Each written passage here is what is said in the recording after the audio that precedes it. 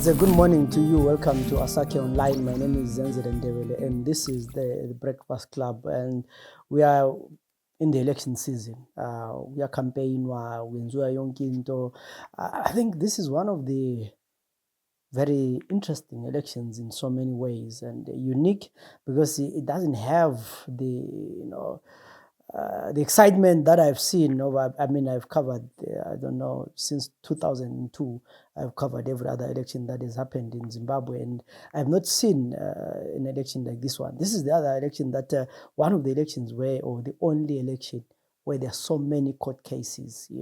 Every other day there's a judgment in court. Someone is appealing, someone is going to court, and with less than a month to go, we still have a lot of issues that have not been resolved. We still have over 100 cases in court. And I think ZEC is behind schedule in terms of things like printing the ballot papers, in terms of sending out the postal ballots. And I'm not sure how all these issues are going to be resolved before the 23rd of August. And we really seem to be on our way to another disputed election. Although this is as it may, or as things are, we still have to talk to candidates. We still have to find out what they are doing, and we still have to go around for those who are campaigning to see what is happening. And of course, this program happens a day after the High Court in Bulawayo nullified the nomination of the 12 C candidates for Bulawayo and other candidates that include, I think there's also Unza and Zank and other candidates. And this is quite uncharted territory. We have never seen this before. I don't remember in my covering of politics such incidents happening. And we know C have said that they're going to challenge this result or this outcome in court. And we will see how it goes. And I wonder whether there will be litigation probably until the day of election. But it's one of those elections that you really see that things are not going the way that they're supposed to be. So today in our program, we'll be talking to Lwazi Khanye. He is the only candidate for MRP, and he'll be contesting in Lobengula-Magwegwe. Lwazi, good morning to you. Morning, Mr. Zenzele. Akusitshele lapha Lwazi ukuthi when talking about uLwazi Khanye, uLwazi mbani? Akusichasisele imbali yakho. Yes, ngiyabonga kakhulu ukuzwa lokho mhlonishwa. uLwazi kungumntwana ozelwe eLobengula-Magwegwe ekhaya ukuthi ebuya kogodla omnyama eFlabusi, okuyukuthi uLwazi Khanye ngumfana okhule ebhekane nobunzima bokuphila, especially uma besikhangele about ama-issues ade siwabona phandle. When it comes to education, when it comes to living ngokuphila ezindaweni. Njalo futhi ekukhuleni kwami ngikhule ngingumntwana obhekane nobunzima bokuthi bengisiba nama-solutions entweni zonke, especially for umsebenzi. Uma bengikhangelele ukuthi abantu bakithi kufanele bakhutshulwe kanjani ezingeni abakilo beye kwelinye izinga, but okunye bekusiza kungamaphupho ukuthi ngingancedisa kanjani.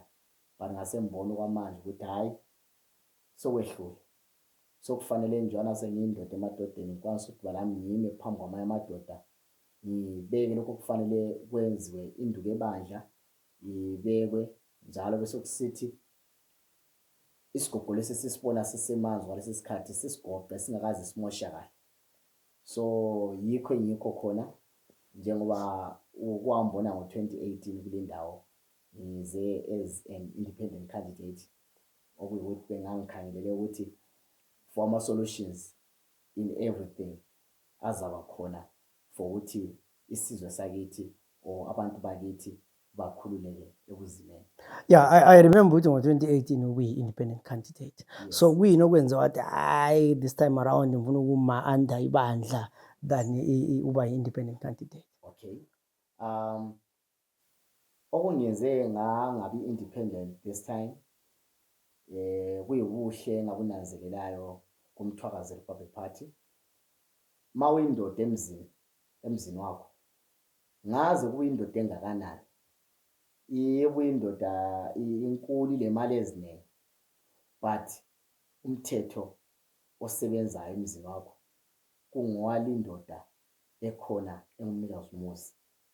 Njalo okwangenza ngangena kumthwazi Republic Party kuyikuthi imisebenzi yabo yangikhulula emoyeni ekuthini iqiniso babelikhuluma njengoba linjalo ukuthi liqiniso linjani libuhlungu kangakanani, but umthwazi Republic Party okwangenza ngayithanda kakhulu njalo ngabona kuhle kakhulu ukuthi ngingene ngibe kiyo. Mina ngumuntu othanda iqiniso. Lase church bengingumuntu okhonza ngikubandla le Church of Apostles Church of Christ. Abafundisi abade bekhona abayibo abangabafundisi be-church babesifundisa ukuthi sikhulume iqiniso singabantwana esikhula sikhuluma iqiniso. Ungabona i-politics isilamanga phakathi, which means you are lost because uJehova yena umdali wabantu uyakubeka kahle ukuthi hayi abantu kufanele bakhulume iqiniso, iqiniso liyamkhulula umuntu. Ngoba ungakhuluma amanga namhlanje kusasa azafuna ukuthi uwachasise more, but ungakhuluma iqiniso namhlanje istory siphelela khonapho. Kusasa ngaze babuye bakubuze something, istory siphelela khonapho ngokukhuluma iqiniso. Yikho kwangenza ngathanda imithwakazi Republic Party, ngabona kukuhle kakhulu ukuthi ngingene kiyo njengoba ngangi-independent ngo-2018. Okwangenza ngangena umthwakazi futhi okwangenza last election ngangena ngi-independent is just because of ukuthi ngangingakabi neminyaka ekwanileyo yokuthi ngi-contest ngikuyona leyo party. Ngahlonipha i-constitution yemthwakazi Republic Party njalo futhi ngaleso sikhathi ngangakabi yimember egcweleyo. So yikho kwangenza ngangena ngi-independent ngemizamo ngibonga ukuthi hayi imisebenzi emihle kakhulu abayenzayo. So you are the only candidate kathesi ngowedwa i-candidate MRP Bulawayo. Yes. Ubonani kwenziwa kuyinto? Yes, okunye ophambanise udaba lolu imthwakazi Republic Party mostly igcwele ama-youth. When it comes to finance, ukuthi si-raise imali ababeyikhulumile, ngabe liyani imali ababeyiqambile ekuqaleni i-2 million bonds ababesitshelwe kusenesikhathi, ngoba for the first time babesitshele bathi 2 million bond sagcina leyo mali. Then isithe sesemnyango sokufanele si-submit ama-forms namaphepha, sathola ukuthi imali sebekhuluma nge-7 million, which means thina njengama-youth we can't raise that money. So sasesibona ukuthi imali leyo si-raise leyo kufanele iqoqwe inikezwe lo onguye ongasimela njengemthwakazi Republic Party sikhona kuleyo ndawo. So ngokunye kwasenza saba nenhliziyo about that ukuthi hayi no, i-challenge ebekhona kuyukuthi imali leyana yayisisinda kakhulu.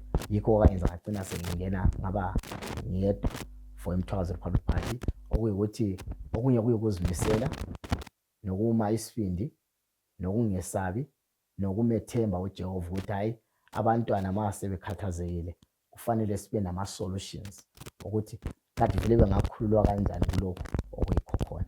So as a party, I realize you mentioned indaba yemali, which is critical.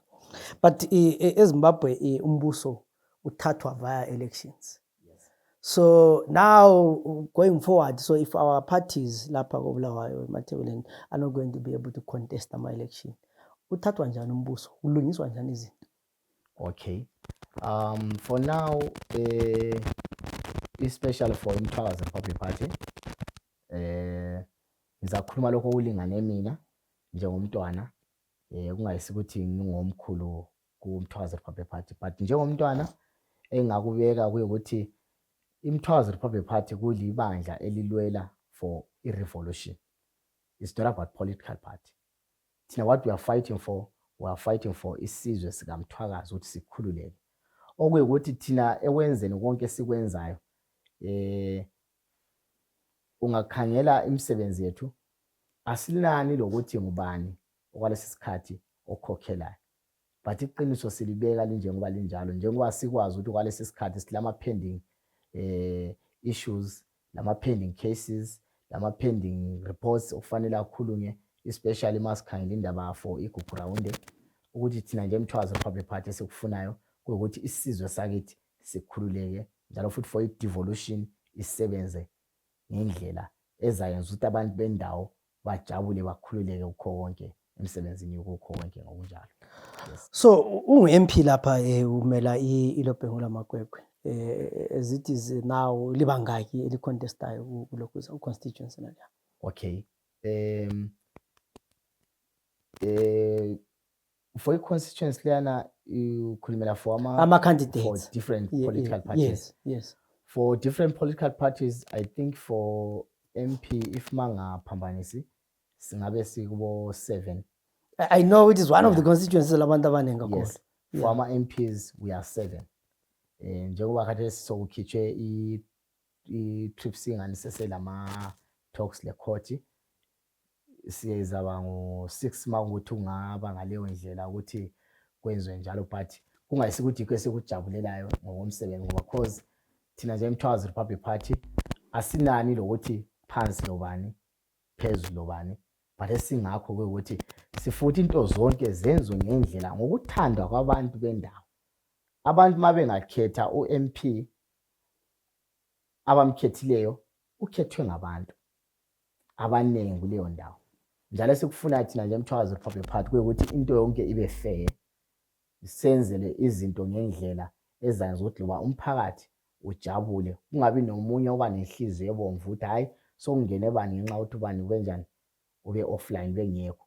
But into esiyenza thina nje eMthwazi Republic Party kuyikuphakamisa isizwe sakithi ukuthi abantu bonke bajabule ngokufananayo. Yebo. Yeah, so ubathembisana abantu lapha ungawina wena uba ngu-MP. Yes. I-role yokuba ngu-MP kuyikuthi konke okwenzayo kube kuyikuthembakala emsebenzini kulo abadala babe kuthumekiwe. Ngiyake mbona abanye babe khuluma into eziningi, akukhulumi lokho akukhulumayo, but abesekhohlwa ukuthi i-role of MP kuyikwenzani. Mina embathembisa khona abantu bakithi kuyikuthi lokho abazanithuma khona ngizokuhambisa kunjengoba kunjalo. Uma thunywa kanjwa kalampontshi,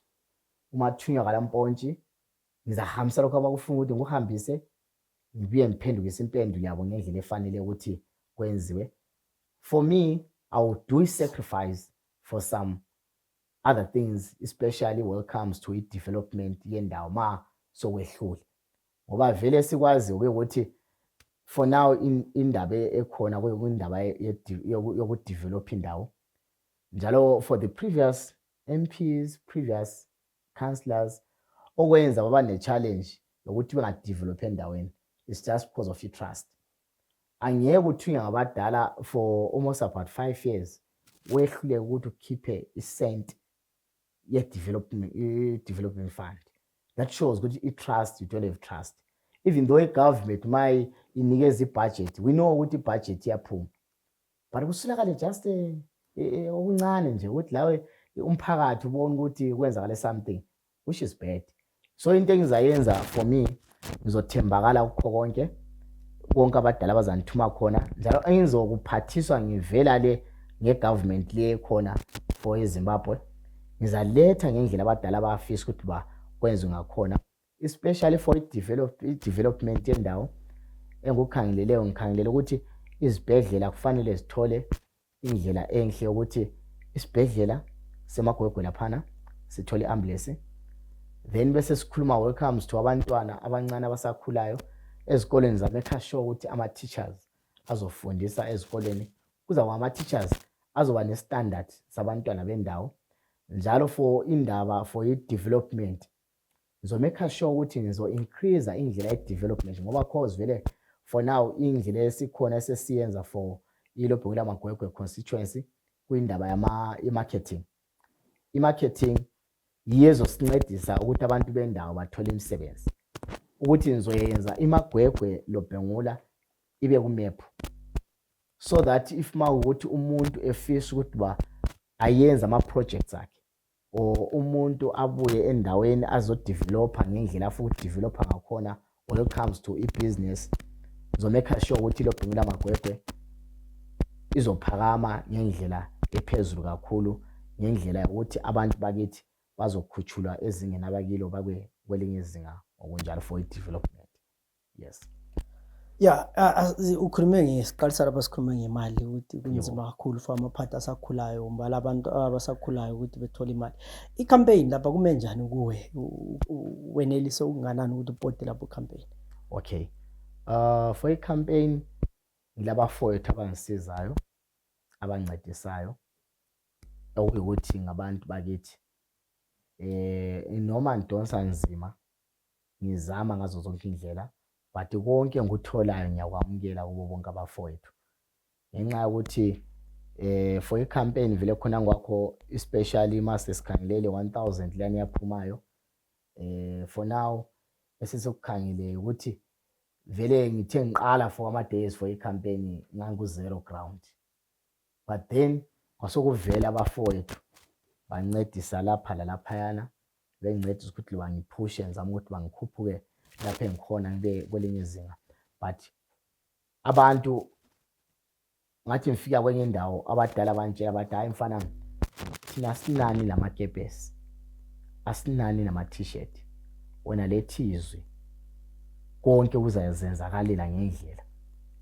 Njengamanje mangikhuluma vele indlela okwenzakala ngakhona kuyanikeza ukuthokoza ukuthi hayi no, indlela osokusenzakala ngakhona ku ground abantu bamemeza ngapha la ngapha besithi ukuthi hayi siyakuhalalisela ukuthi umsebenzi uye phambili. Njalo lami ngiyakwamukela ngenxa ukuthi vele khona ngwakho if masikhangele for imthwakazi Republic Party agenda yangikhona kuyukuthi izakhamuzi, abazukulu, abakhwenyana, omalukazana kufanele bathole konke abakufunayo esigabeni. So abantu vele bonke sebekhangele for imthwakazi Republic Party ukuthi ingabakhuphula lapha abakhona ibafake kwelinye izinga. So lami ngomunye wangikhona engiza kuma eqinisweni kuLobengula Constituency ukuthi ngiyenze konke abadala okuyakufanele wenziwe ngendlela eright. Ngiyabonga kakhulu. Yeah, kuba lobunzima obunganani nxa ukuhamba la ukuhlangana labantu baconvince ukuthi you are campaigning wedwa uMP lisanelisanga lokufilter ipresidency laphana ukuthi noma uziwine eparliament kuyabe nguwe wena. Okay. Engukhangeleleyo kuyukuthi uJehova mayehlela izinto usihlela ngendlela ahlela ngakhona. Ungakhohlwa ukuthi vele ngo-2018 I was independent. I-agenda of yonke into even ngi-one I know ukuthi uJehova uzangivulela amazulu. Njalo futhi I know ukuthi indlela uJehova kubeke ngakhona nangesibindi asibeke phezulu kwami ukuthi ngisebenze. Ngiyakwazi ukuthi isizwe sakithi kuzaba nendlela yokuthi kuphakame kwenziwe indlela right.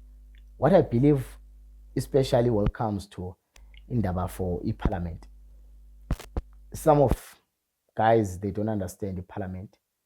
iParliament kuyindawo lapho abantu ababevumelana khona sebebambene, not partisan. Ukuthi yeZimbabwe kwaba le problem of ukuthi i-minority they don't ababi nendlela yokuthi i-minority ikhangelwe ukuqhakatheka kwayo. Kuyukuthi i-minority even though umuntu eyi-1 ebuya le point, that point kufanele ikhangelwe, ihlaziwe. Makuyukuthi kusenzwa some other things kube le solution ngepoint yona leyana. So mina njalo ngihamba ngi-1, what I know ngiyakwazi ukuthi Jehova uzonikeza abanye ezaphila kunye labo abaza ngincedisa khona ukuthi umsebenzi uyephumelela uye phambili. Ngoba vele mina ngiyabe ngithunywe Lobengula-Magwegwe nebengathunywanga ngabanye abavela kwezindawo. So manje ngiyabe ngiphethe lokho kuyakuvela Lobengula-Magwegwe. Kufanele kuleyo ndawo mangifika kungabi nokugagasa ukuthi angaphiwa lokho. Mina kufanele ngithole okufanele kube ngokwami for iLobengula-Magwegwe ngenxa ukuthi ngikhethwe iLobengula-Magwegwe ukuthi ngizobamela kuleyo ndawo. So if makusenzwa ama debates nama discussions lama votes kungaba khona but akusoze kusize ngalutho ngenxa ukuthi mina vele ngithunywe kwini iLobengula-Magwegwe. So kufanele ngiyenze lokho kufanele kwenziwe kuyephiwa iLobengula-Magwegwe ngendlela. Ngizoba example in everyone. I know ukuthi abantu some of the guys they will say I one no. ngizolida by example ama MPs azolandela 100% ngoba into ezayenza ngizoset ipace to those guys esikambe sakho ngale. I know ukuthi uJehova vele konke usenikezile for everything ukuthi ngayenza kanjani for umsebenzi. Mina ezakwenza ngizoset ipace. Yonke into engizayenza ngizosacrifice ukuthi ngibe isibonelo kuLobengula-Magwegwe ukuthi uMP wenza njani, uMP uphatha njani abantu. Bonke bazalandela. Sasiye emaphethelweni lapha ngabuza ukuthi wena like you said ukuthi you campaign in 2018 as an independent candidate. Yes. You campaign futhi kade. What are some of the lessons wafunda ngo-2018 that you are now later futhi lapha ngafunda ukuthi this time around senza ukuhlela ngale ndlela? Okay. Into engayifundayo ngo-2018 I think that time ngangilamadoda ambalwa engangiphila kunye lawo esasi-independent sonke. Into engayifundayo kukho konke ngafunda ukuthi if you are a leader kufanele ube sesiqongweni. Ulwise ukuthi ube sesiqongweni. Ungabaphezulu abaphansi kwakho bonke bakhuphulela ubagade bayiphezulu lapho khona. Ungaphakanyiswa ngenxa yokuthi wehluleke ukuphakama. Phakama, bakuphakamise vele la onjani uphakeme usume wathi mpo. So engakunanzelelayo nge-previous election ukuthi kufanele kwenziwe ukuthi into yonke ma ucampaigner kufanele umake sure ukuthi yonke into yabibhekane lawe. You know ma ukuthi u-independent yonke into eyenzakalayo yabe khangele wena. Ngoba yilesson kimi futhi khonokho. Njalo njengoba la kathesi sesingene on this lokhuzenini. Kuyilesson la kimi ukuthi hayi no into okufanele uyenze ma umuntu make sure ukuthi always every time uba nama decisions whilst you are alone so that if ma ufika to the crowd uyabukwazi ukuthi i-crowd izakhuluma lokho ikhulume lokho but already vele lawo wena lokhalathi la uzocela bakuhlomise. Mabe kuhlomisa kuba lula kibo ukuthi basebenzisane lo muntu vele already ophusha isiya phambili. Ngiyabonga kunjalo mhlonishwa. Yeah, and finally ungathini ebantwini abaseMagwegwe ababe bengakadecide ukuthi bekuvotele? Why should they vote uLwazi Khanye? Okay. Yes. Mina ngakukhuluma especially ebantwini abasekhaya eLobengula-Magwegwe kuyukuthi bonke abakhona abasacabangela ukuthi bangavotela bani kulolu khetho. Mina kwalesi sikhathi ngiyaziletha kibo abadala. Njalo futhi ngiyabacela kubo bonke abadala ukuthi mina engizakwenza kuyikuthembakala kukho konke abazangicela ukuthi ngikwenze. Njalo lezi khalazo zabo ngizomake sure ukuthi ngizozihambisa ama problems zonke ababefesana lawo ngizoba le solution. Njalo mase sikhangele when it comes to endabeni zamanzi lamagetsi isolution zabalayo. Ukuhlala kahle endaweni ukuthi njengoba masikhangele indawo zabo Magwegwe laphana kungamalokishi asemadala uzoba nendlela yokuthi abantu bakuleyo ndawo make sure ukuthi bazothola impila kahle nenhlala kahle kukho konke.